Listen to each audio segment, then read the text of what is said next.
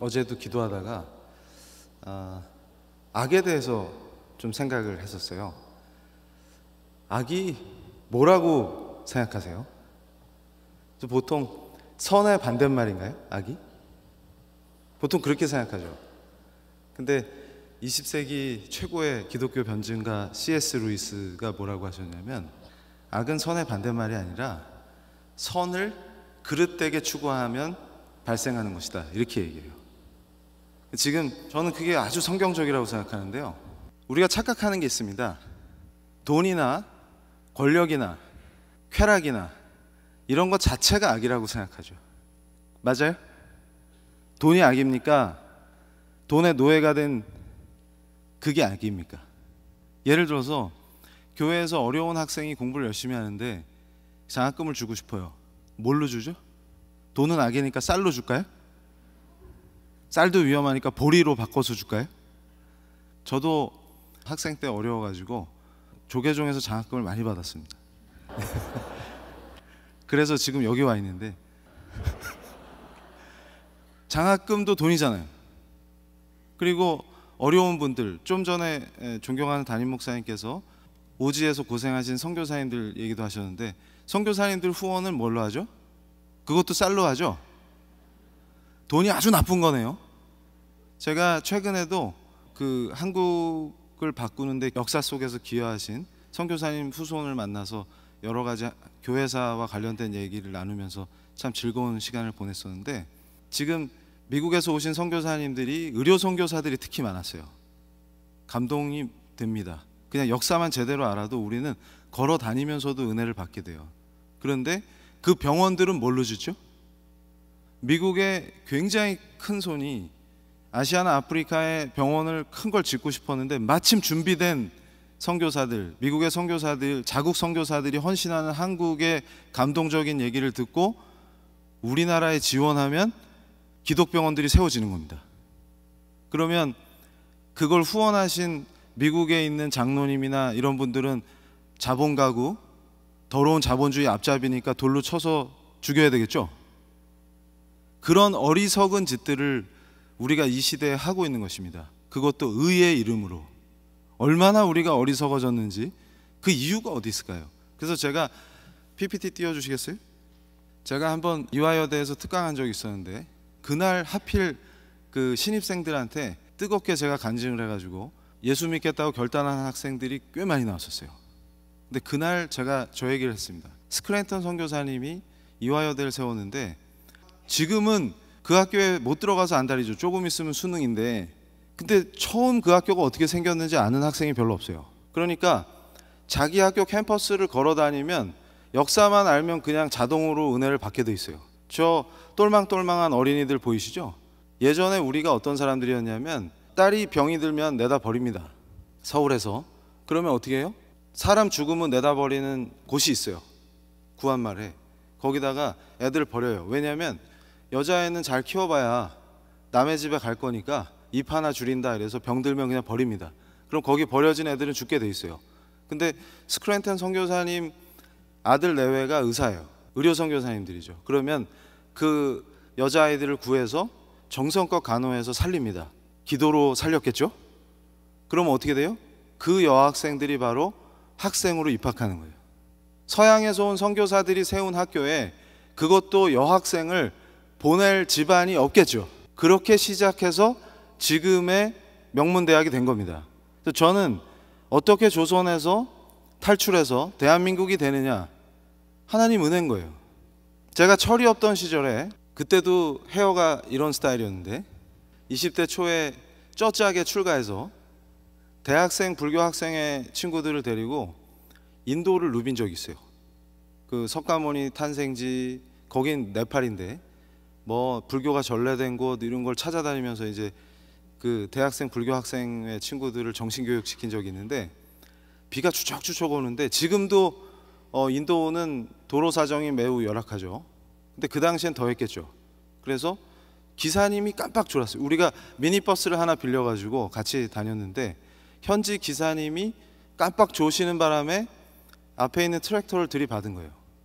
그래서 그 현지 인도분이 그 발 뒤가 갈라져 가지고 저는 깜짝 놀랐습니다. 그래가지고 한국에서 가져간 데일밴드가 굉장히 효과가 좋더라고요. 일단 있는 대로 다 꺼내서 붙여드렸어요. 그 벌어진 틈을. 그리고 합의를 하는데 현장에서 우여곡절 끝에 합의를 했습니다.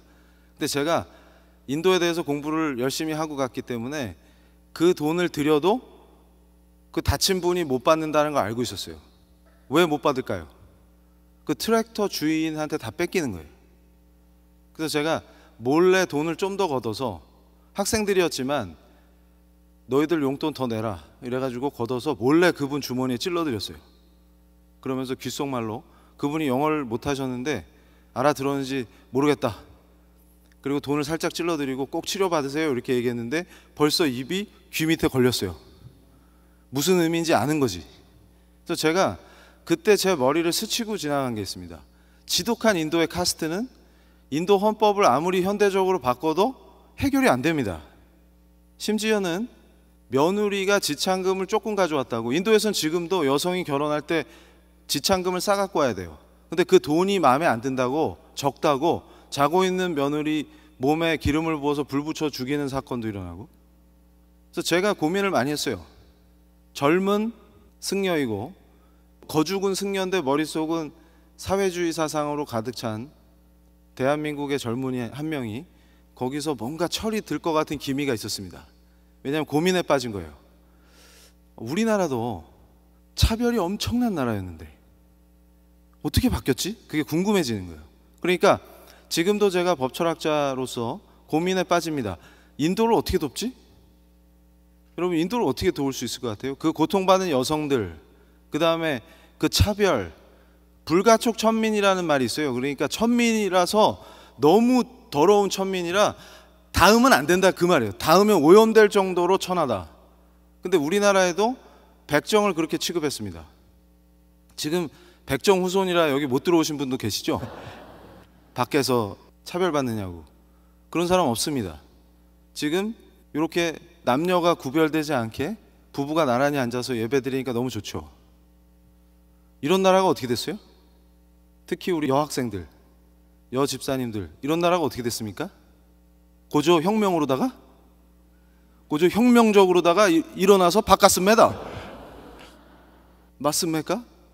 그렇지 않습니다. 제가 깊이 그 순간에도 고민에 빠졌어요. 예수가 답입니다.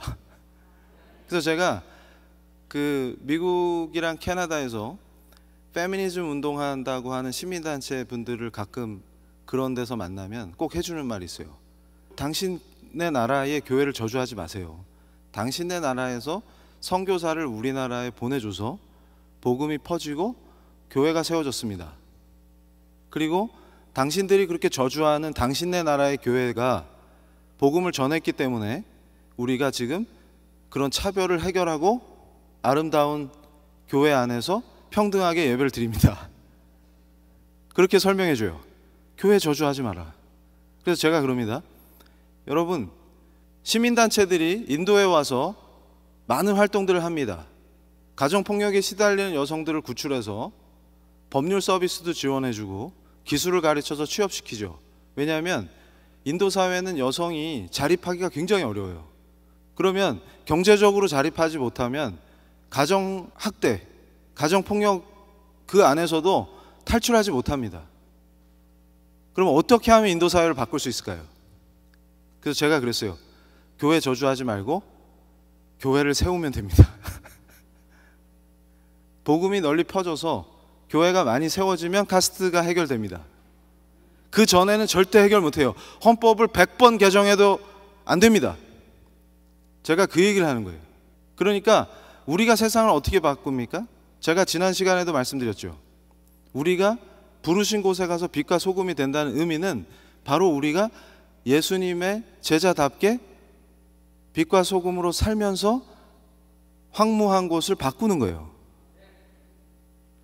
자, 여러분, 제가 어떤 교회에서 어떤 장로님께서 기도하시는 걸 듣고서 기절할 뻔한 적이 있어요. 우리는 지금 이 탐욕과 더러운 시대에 일부러라도 가난해지도록 노력해야 됩니다. 근데 저는 그래요. 저도 가난 좋아합니다. 근데 그것이, 그 가난이 뭐냐면 심령이 가난해야 돼요. 제가 그걸 깨달았어요. 뭐냐면 심령이 부요한 자는 자기 의를 가지고 삽니다. 교회는 자기 의를 실현하는 곳이 아니에요. 근데 사람들은 착각하는 거죠. 내가 물질적으로 가난한 척하는 걸로 심령이 가난해지지 않습니다. 교회사에도 여러분 프란치스코라는 훌륭한 분이 계셨어요. 근데 그분이 몸소 행한 것이 뭐냐면, 과거에 교회가 핍박받던 때는 훌륭한 스피릿을 갖춘 사람들이 많았는데 나중에 국교가 되고 번성하니까 타락하기 시작했겠죠. 그래서 프란치스코가 그걸 강조했어요. 청빈을. 그래서 탁발을 합니다. 탁발은 스님들이 해야 되는 건데, 탁발이 뭔지 아세요? 그래서 제가 사랑하는 우리 포도원 교회에 왔기 때문에 서비스로다가, 원래 스님들이 고기 먹지 말라는 계율은 없어요. 당황하셨죠? 우리 그 동아시아는 이것도 불교 강의하면 안 되는데 주로 선을 하기 때문에, 참선을 하기 때문에 고기를 안 먹는 거예요. 남방 불교는 고기를 먹어요. 왠지 아세요? 지금도 탁발을 해요. 그러니까 뭐냐면 바루를 들고 쫙 줄 서서 가면은 동네에서 뭐 음식을 준비했다가 스님들 바루에 넣어주는 거예요. 그러면 맛있는 집이 없고 맛없는 집이 있으면 그걸 선택적으로 가면 안 됩니다. 그게 계율이에요. 그리고 마침 그 집에서 갈비찜 했는데 나 고기 안 먹어 이러면 안 돼요. 주는 대로 먹어야 돼요. 그러니까 음식을 가릴 수가 없겠죠. 원래는 그런 거예요. 프란치스코가 탁발을 했습니다. 그러니까 무소유를 실천하려고 한 거예요. 자꾸 교회가 타락하니까 신부들은, 사제들은 탁발하자. 수도사들이죠. 그래서 엄청 존경을 받았습니다. 그랬더니 존경을 받은 성도들이 하도 기부를 많이 해서 엄청 부자가 됐어요. 그 단체가. 또 고민이 생기는 겁니다.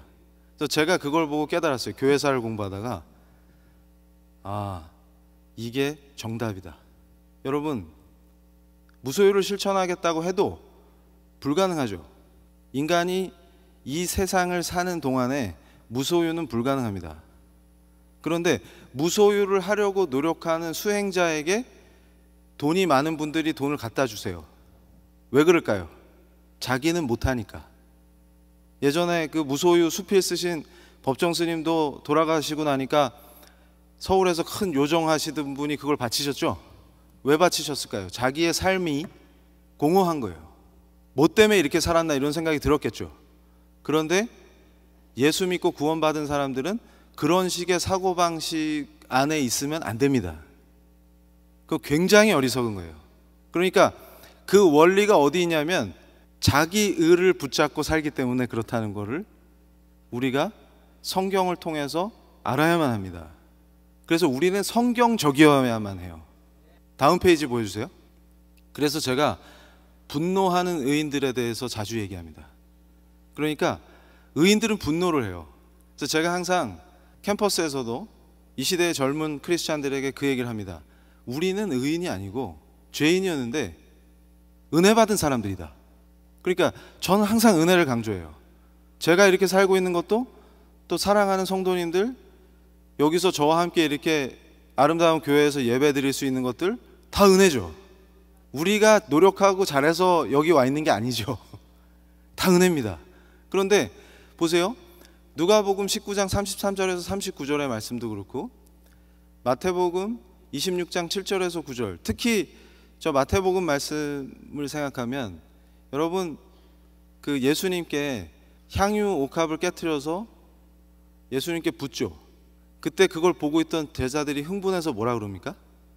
아니 그거를 비싼 값에 팔면은 가난한 사람들을 얼마나 구할 수 있는데 그걸 아깝게 그걸 쏟아버리냐 이러면서 분노합니다. 그때 예수님께서 뭐라 그러시죠? 야, 가난한 사람들은 늘 니들 옆에 있다. 어느 나라를 가보세요. 가난한 사람 없는 나라가 어디 있습니까? 차이가 있으면 북한이나 이런 나라는 가면은 다 가난하다는 거고, 공산당 간부 빼고는. 이해가 되세요? 가난하거나 소외되거나 어려우신 분이 없는 나라가 있어요? 그래서 제가 그럽니다. 지상에 어떻게 유토피아를 세워요? 그래서 제가 하나님의 통치, 하나님의 나라를 강조해요. 그러면 어리석게 이 지상의 국가를 하나님의 나라로 바꾼다는 헛생각을 합니다. 오늘 분명히 제가 말씀드려요. 하나님의 나라는 교회에서 맛보는 거지 세속 정부나 세속 국가를 하나님의 나라로 바꾸는 게 아닙니다. 그런 어리석은 짓들을 과거에 교황을 앞세우고 했었어요. 그걸 개혁한 게 우리들이란 말이에요. 지금도 뭘 잘 모르니까 선동을 해요. 예수님께서 새끼 나귀를 타고 오시죠. 큰 백마를 타고 오시는 게 아니라 그게 정확하게 스가랴 9장 9절에 예언되어 있습니다. 그 예언대로 그대로 오셨어요. 그런데 누가 또 화를 냅니까? 누가복음에서 이르되 찬송하리로다 주의 이름으로 오시는 왕이여 하늘에는 평화요 가장 높은 곳에는 영광이로다 하니 무리 중 어떤 바리새인들이 말하되 선생이여 당신의 제자들을 책망하소서. 왜 화가 났어요? 저 사람들은 주님 오시니까 기쁘죠. 그러니까 큰 소리로 떠들어도 돼요. 만세 불러도 돼요. 영광이요 영광이로다 해도 돼요. 우리는 지칠 때까지 예수님 찬양해도 부족함이 없습니다. 근데 왜 조용히 하라고 화가 났어요? 그래서 제가 얘기하는 거예요. 의인들은 항상 화가 나 있습니다. 저는 항상 빵긋빵긋 웃어요. 하나님의 귀염둥이라서. 그러니까 여러분, 이 시대를, 교회를 황폐하게 하고 세상을 오히려 황폐하게 만드는 자들의 특징이 뭐냐면 항상 의인이 돼서 분노합니다. 그리고 젊은이들에게 분노하라고 가르칩니다. 그런데 막상 분노하라고 가르친 분이 엉뚱한 유흥업소에서 법인카드 사용하시죠. 그래서 저는 그 교수님 별로, 지금은 교수가 아니라 권력자인데 그 교수님 별로 비난 안 합니다. 왜냐하면 원래 사람이 그런 거예요. 차이는 뭐냐면 저는 젊은이들에게 절대로 분노하라고 가르치지 않습니다. 그럼 뭐라고 가르칠까요? 은혜 받은 자여 빛과 소금이 되라.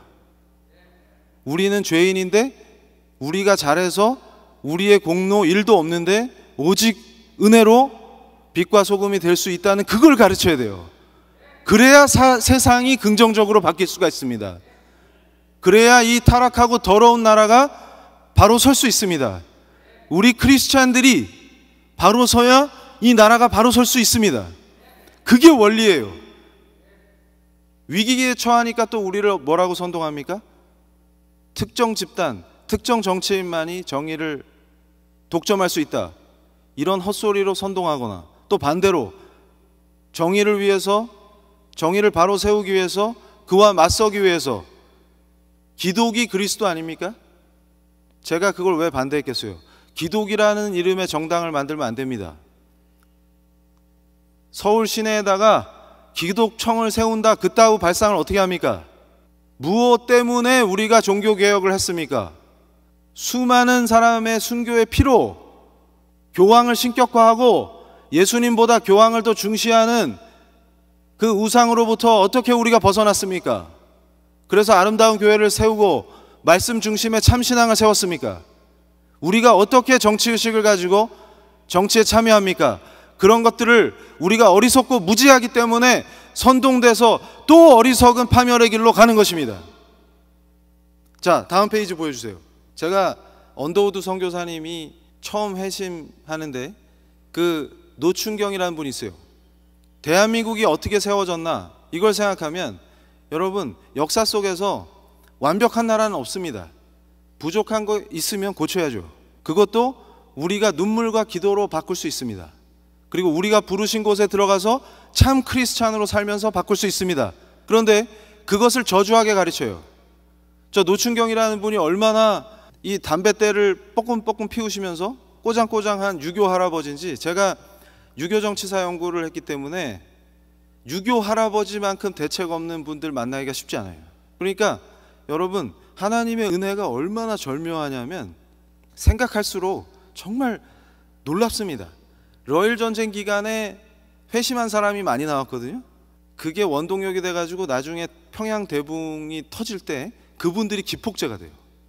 그래서 제가 러일 전쟁이 1904년인데 7년에 평양 대붕이 터지니까 3년 사이에 어떻게 이렇게 큰 부흥이 일어날까 생각하면서 깜짝 놀랐던 게, 여러분, 한국 땅에 러시아군이랑 일본군이 와서 서로 전쟁을 하니까 황당하죠? 왜 남의 나라에 와서 싸워요? 그런데 러시아 군인, 일본 군인이 와서 여기서 싸우니까 우리 한국 사람 어떻게 해야 돼요? 위험하죠? 제일 안전한 데가 어딜 것 같습니까? 미국 사람 옆에 있으면 제일 안전해요. 아닐 것 같아? 강대국의 국민 옆에 있으면 총알이 날라오면 그 미국 사람 죽으면 큰일 나잖아요. 외교 문제 되잖아요. 그 옆에 있는 게 제일 안전해요. 그러면 한국에 와 있는 주로 미국 사람들이 누굽니까? 선교사들이죠. 그럼 일단 모였어요. 선교사님 집에. 그럼 모였는데 심심하니까 뭐 할까요? 기도해야지. 근데 우리 조상님들은 영어를 참 잘하셨죠? 우리와 다르게. 그렇지 않습니다. 제가 제일 신기했던 거는 뜻도 모르는데 일단 같이 기도하다가 엄청난 역사가 일어나요. 제가 제일 놀랬던 거는 가끔 다른 강의에서도 제가 말씀드렸는데 백덤블링 할아버지, 실제로 덤블링을 하신 게 아니고 그만큼 획기적으로 정신을 차리셨다는 겁니다. 자기가 첩이 6명 있다고 동네방네 자랑하고 다니는 할아버지였는데 그날 회개를 하셨어요. 제가 그런 역사적인 기록들을 보다가 깜짝 놀란 게 뭐냐면 예수님이 누군지 모르는 사람은 죄도 인식을 못합니다. 제일 불쌍한 사람이 뭐가 죄인지 모르는 사람이에요. 과거에 저 같은 사람이죠. 근데 그런 사람들의 특징이 뭐냐면 의인이라고 착각을 해요. 그런 공통점이 있습니다. 그러니까 이 할아버지도 부끄러운지도 모르고 첩만 타고 자랑하다가 처음으로 부끄러움을 느낀 거예요. 왜냐하면 내가 죄를 많이 지었구나를 드디어 알게 된 겁니다. 예수가 누군지 모르면 죄인인지도 알 수 없는 비참한 상태에 있는 것입니다. 우리가 복음을 전하고 부산 안에서 우리가 만나는 사람마다 예수를 전해야 되는 이유는 바로 그분들을 구해야 되기 때문이에요. 죄인인지도 모르는 상태로 죽게 놔둘 수 없는 거예요. 그게 이웃을 사랑하는 겁니다. 그래서 설득해서 다 교회에 나오게 해야 돼요. 그래서 말씀을 듣고 들음에서 듣다 보니까 다행히 우리 포도원 교회에서는 영어로 설교를 안 합니다. 이 들음에서 이 변할 수가 있어요. 그래서 데리고 와야 됩니다. 일단 설득해가지고 그 원리가 여기서 터지는 거예요. 엄청난 은혜예요. 그런데 언더우드 박사님이 그렇게 노력을 해도 노춘경이라는 분이 회심을 안 하시다가 숨어서 몰래 말씀 읽다가 드디어 회심하신 거예요. 그러니까 이 성경책 읽다가 잡혀서 죽은 사람들을 좀 보셨거든요, 이 할아버지가. 그러니까 이거 성경책 잘못 읽다 잡히면 죽는다, 이걸 알고 계시니까 무서워가지고 하지 말라 그러면 더 하고 싶죠. 그래서 복음서를 열심히 읽다가 할아버지가 어느 날 하나님께 항복을 한 거예요. 그리고 언더우드 목사님께 찾아와서 서재에서 고백을 합니다. 저는 이제 하나님을 위해서라면 죽어도 좋습니다. 이렇게 고백을 하는 거예요. 그래서 언더우드 목사님 내외분이 얼마나 기쁘셨겠어요. 조선에 와서 했던 고통이 완전 눈 녹듯이 사라졌을 걸로 저는 확신합니다. 그래서 그 이후에 노춘경의 회심 이후에 사람들이 하나둘 변화되면서 교회가 세워진 거예요. 얼마나 은혜롭습니까? 저는 그렇게 생각해요. 어떻게 왕족이 백정 근처에 가지도 않던 그 왕족이 백정을 장로로 세우고 같이 나란히 앉아서 예배를 드릴 수 있는 은혜가 우리의 노력이 아니라 예수님의 은혜로 이 땅에 교회가 세워짐으로써 가능한 것입니다. 천국을 맛본다는 것은 교회를 통해서 바로 그런 예수님의 사랑과 은혜가 실현되는 것을 봄으로써 맛보는 것이지, 정부를 기독교인으로 채운다, 거기에 있는 게 아닙니다. 그건 잘못된 성경 해석이에요. 교황이 세속의 왕들을 주무르는 것은 잘못된 정치입니다. 기독교인이 정치에 참여하는 것은 뭡니까? 바로 이 시대에 악한 법들, 자유를 축소시키고 교회에 공권력이 들어와서 감나라 배나라 간섭하고 태아의 생명을 함부로 뺏는 것을 권리라고 구성하고 하나님께서 창조하신 남과 여 외에 제3의 성이 있다는 것을 법으로 하고 헌법을 고치려고 드는 간악한 관계에 맞서서 목소리를 내고 도덕이 무엇인지, 하나님이 말씀하시는 공의와 정의가 무엇인지를 성경을 기반으로 우리를 부르신 곳에 가서 담대히 외치고 악한 법과 악한 정치, 정의를 파괴하는 악한 정치에 맞서서 외치는 것이 우리가 해야 될 일인 것입니다. 그래서 저는 어떻게 확신하고 있냐? 바로 새로운 나라를 세우는 기초가 된 것은 교회의 영적 각성 운동이다. 모든 세계의 교회들이 부흥할 때 영적 각성이 일어납니다. 영적 각성의 내용은 항상 두 가지를 동반해요. 죄를 회개하고 말씀으로 돌아갑니다. 제가 우리 한국교회의 전통 중에 아름답게 느끼는 것이 초창기 우리 선배 크리스찬들께서 사경회를 많이 하셨어요. 그 얘기는 말씀을 사모했다는 얘기죠. 그것이 우리의 강력한 힘입니다. 저는 확신해요. 선교사님 후손과 대화를 나눌 때 정말 감동을 받았던 것이 기독교 인구가 2%도 안 되던 시절에도 기독교가 가장 강력한 능력을 나타냈습니다. 나라가 없어지고 식민지인 와중에도 3.1운동을 일으켰던 사람들의 대다수는 기독교인이었고 2%가 보여준 도덕성은 죽음을 두려워하지 않는 도덕성과 죽음을 두려워하지 않는 정의를 추구하는 그 하나님의 의의 길에서 벗어나지 않겠다라고 하는 그 탁월한 신앙과 도덕성은 어디서 나옵니까? 우리는 스스로의 노력으로 도덕적인 존재가 될 수 없어요. 이 얘기는 제가 한 얘기가 아니라 다산 정약용 선생이 한 얘기입니다. 수양으로 군자가 돼보려고 최고의 선비죠. 다 입만 살아가지고 입으로는 매일같이 군자 타령인데 뒤로는 재테크만 하는 탄간오리들과 다르게 진짜로 선비가 되려면 어떻게 해야 되는지 몸부림 쳐보니까 결론이 뭡니까? 안 되더라. 인간은 스스로의 노력으로 도덕적 존재가 될 수 없구나. 그걸 깨달은 겁니다. 조선 정치가 망하고 조선이 그 정도로 거지 같은 나라가 됐었던 이유는 뭐가 있습니까? 될 수 없는 것을 추구하니까 안 되는 겁니다. 무소유는 불가능한 것이요, 인간의 탐욕을 스스로 절제하는 도덕적 인간은 200년에 한두 명이 나옵니다. 그러니까 그 나라는 망할 수밖에 없겠죠. 그러니까 어떻게 합니까? 아무도 제대로 효율적으로 생산할 생각이 없고 있는 파이를 어떻게 술수를 써서 착취해 먹냐에 집중하니까 어떻게 돼요? 백성들만 죽어나는 거지 같은 나라가 되는 것입니다. 지금 이 시대에 바로 그 구한말의 거지 같은 나라로 돌아가자고 하는 자들이 교회의 또아리를 틀고 강력한 세력을 형성해 나가고 있습니다. 그래서 저는 이 자리에서 분명히 말씀드립니다. 그건 우리 크리스찬에 가야 될 길이 아니고 예수님께서 가르치신 제자도가 아닙니다. 끝으로 저는 그래서 우리 신앙의 본질로 돌아갈 것을 이 자리에서 외칩니다. 데살로니가 후서 3장 10절에서 뭐라고 말씀하셨습니까? 일하지 않은 자는 먹지도 마라. 저걸 현실에서 실천하는 탁월한 신앙인들이 있었어요. 그 지도자가 리차드 백스터입니다. 그래서 젊은이들을 가르쳤어요. 즉흥적이고 무계획적인 노동이 아닙니다. 일생 동안 직업을 통해서 체계적이고 합리적으로 행하는 노동을 추구해야 돼요. 부라는 것 자체가 목적이 아닙니다. 부의 축적을 통해서 하나님 나라를 확장하는 데 기여해야 한다. 그러면서 제가 제일 좋아하는 말입니다. 빈곤과 결핍은 전지전능한 하나님을 욕되게 하는 것이요, 부의 축적은 하나님의 더 큰 영광을 위한 것이다. 여러분 착각하지 마십시오. 이윤을 추구하는 게 잘못이 아니라 그 이윤을 추구해서 번 돈의 노예가 되는 게 잘못입니다. 제가 이 시대에 거짓 교사들을 향해서 외치는 것입니다. 교회를 건축하는 게 잘못이 아니고 건축한 그 건축물을 우상으로 만드는 게 잘못이지 교회를 건축한 게 잘못이 아닙니다. 예수님께서도 책망하신 것이 유대인들이, 이스라엘 백성들이 성전을 우상화하는 것을 책망하셨지 성전을 건축한 역사를 책망한 적이 없습니다. 우리가 정신을 똑바로 차려야 합니다. 이 시대에 잘못된 의인들이 자기 의를 가르치는 것은 복음이 아닙니다.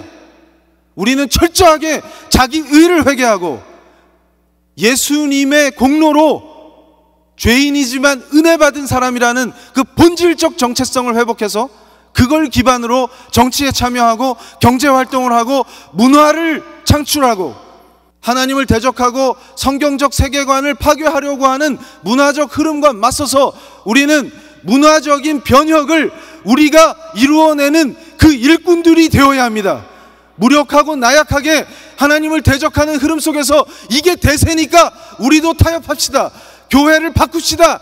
이런 한심한 거짓 교사들에 속을 것이 아니라 말씀으로 돌아가서 철저하게 16세기 종교개혁을 했던 위대한 신앙인들의 본을 받고 17세기 리차드 백스터가 외친 청교도 신앙을 회복하고 어려운 구한말에도 철저하게 말씀을 사경하면서 예수님의 말씀을 사모하던 그때의 그 정신으로 돌아가야 하는 것입니다. 그것이 바로 우리가 살 길인 것입니다. 여러분, 마지막으로 제가 이 말씀을 드리겠습니다. 우리가 가야 할 길은 이미 명확하게 성경 속에 다 밝혀주셨기 때문에 새롭게 더할 것도 없고 감히 이 성경에서 어떤 것을 감할 것이 없습니다. 더하거나 빼고자 하는 자는 반드시 거짓 교사입니다. 그리고 우리의 의와 자기 분노로 그것을 하나님의 공의로 포장하는 악한 세력들이 사실은 하나님을 정면으로 대적하는 공산주의자들보다 더 악한 자들이라고 저는 이 자리에서 단언합니다. 성경의 언어로 우리를 속이고 다음 세대를 속이는 악한 세력들이 하루속히 회개하고 참 진리로 돌아올 것을 우리가 함께 기도해야 합니다. 17세기 청교도들이 했던 얘기가 있습니다. 우리의 영적 전쟁은 칼과 창이 아닙니다. 오직 눈물과 기도요. 우리의 대장은 영원하신 우리의 구주 예수 그리스도시며 신앙의 모본이 되시는 모세나 느헤미야와 바울과 같은 신앙의 선배님들을 따라서 우리가 그 길을 함께 가야 하는 것입니다. 우리의 발걸음은 멈춰지지 않을 것이며 한 손에 성경을 들고 전 세계로 나가서 우리의 다음 세대들이 모든 민족, 모든 나라가 예수를 구주로 시인하는 그날까지 함께 힘써 나아갑시다. 감사합니다.